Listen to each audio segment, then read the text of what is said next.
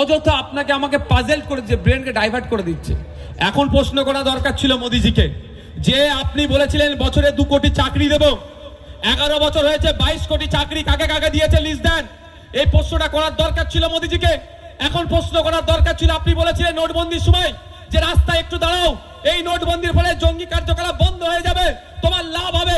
আমরা আপনার কথা শুনে রাস্তায় দাঁড়িয়ে আমরা অনেক কষ্ট করেছিলাম, কিন্তু এখন জঙ্গি কার্যকলাপ বেড়ে যাচ্ছে কেন, বন্ধ করতে পারেন না? এই প্রশ্নটা করার দরকার ছিল। প্রশ্নটা করার দরকার ছিল এখন মোদিজিকে, যে আপনি বলেছিলেন কালো টাকা ফিরিয়ে নিয়ে আসবো বিদেশ থেকে, 15 লক্ষ করে টাকা দেবো, কার অ্যাকাউন্টে 15 পয়সা গিয়েছে তার তথ্য দেন। এখন প্রশ্ন করা দরকার ছিল মোদিজিকে, 1 টাকা সমান 1টা ডলার পাবো, কিন্তু 2014 সালে 61 টাকা দিলে 1টা ডলার পেতাম, এখন 90 টাকা দিলে 1টা ডলার পাচ্ছি কেন, এত টাকার মান কমে যাচ্ছে? এই প্রশ্নটা করার দরকার ছিল। তার পরিবর্তে এসআইআর এর কাগজটা ঠিক আছে না নেই নওশাদ বাবু একটু দেখেন তো। মানে বুঝতে পারছেন মাইন্ডকে কেমন ঘোরাচ্ছে? প্রশ্ন করার দরকার ছিল মমতা ব্যানার্জিকে, যে আপনি বলেছিলেন সরকারি কর্মচারীদের কেন্দ্রীয় সমারে দিয়ে দেবো, আপনি বলেছিলেন 10,000 মাদ্রাসা দেবো, আপনি বলেছিলেন এসটি ভাইদের আপলিফমেন্ট করবো, আপনি বলেছিলেন দলিত ভাইদের এগিয়ে নিয়ে যাব, আপনি বলেছিলেন ওয়াকফ সম্পত্তি উদ্ধার করব। এখন কি অবস্থায় আছে? প্রশ্ন করার দরকার এইগুলো। এর পরিবর্তে আমরা কি করছি? এফিডেভিট করতে শ্রীরাম বারুইপুর কোর্টে যাচ্ছি, কোন উকিলের কাছে এফিডেভিটটা করব? এফিডেভিটটা কোন উকিলের কাছে করব? এই এফিডেভিটের চক্করে পড়ে লাইনে দাঁড়িয়ে আমরা সব আমাদের সাবজেক্টকে ভুলে যাচ্ছি। সাবজেক্ট হচ্ছে সরকারকে প্রশ্ন করা, সাবজেক্ট হচ্ছে প্রশ্ন করা। গতকালকে দেখছিলাম একটা ভিডিও, বিহারে সরস্বতী পূজা করতে গেলে নাকি লাইসেন্স লাগবে। এই প্রশ্নটা করা দরকার যে সংবিধান 25-26 অনুচ্ছেদে যেটা আমাদের অধিকারের কথা বলেছে, আমি আমার ধর্মচারণ করব, ধর্ম পালন করব, আমাকে পুজো, আমাকে নামাজ করতে গেলে লাইসেন্স কেন দিতে হবে? এই প্রশ্নটা করার আজকে দরকার।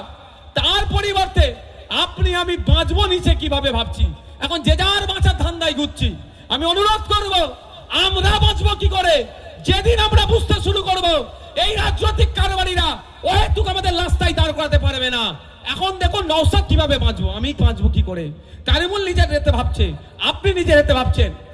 এই যে আমরা নিজের ভাবতে শুরু করছি, এটা তো ভাবানো হচ্ছে আমাদের। আচ্ছা, প্রশ্ন করা দরকার নেই যে আপনি এই বড়দিন পালন হলো, গির্জার সামনে গিয়ে হনুমান চালিসা পাঠ করাচ্ছেন কেন? তার ধর্মচারণে আঘাত দেওয়া হচ্ছে না? প্রশ্ন করা দরকার নেই যে বাড়ির মধ্যে নামাজ পড়ছে, আপনি তুলে নিয়ে তাকে চলে যাচ্ছেন? প্রশ্ন করা দরকার নেই যে ভারতবর্ষে, স্বাধীন ভারতবর্ষ, আর্টিকেল 25-26 ধর্ম পালন, ধর্মচারণ, ধর্মীয় উৎসব করার অনুমোদন দিয়েছে, তারা সরস্বতী পুজো করতে গেলে লাইসেন্স লাগবে? এ কোন ভারত এটা? এই প্রশ্ন করা দরকার ছিল তো। এই সব প্রশ্ন হচ্ছে না। এখন কি হচ্ছে যে আমি বাঁচবো কি করে, আমার ভোটাধিকার লিস্টে নাম উঠে কাগজ নিয়ে ছুটছি আমি এরকম করে। এটা তো করা হচ্ছে।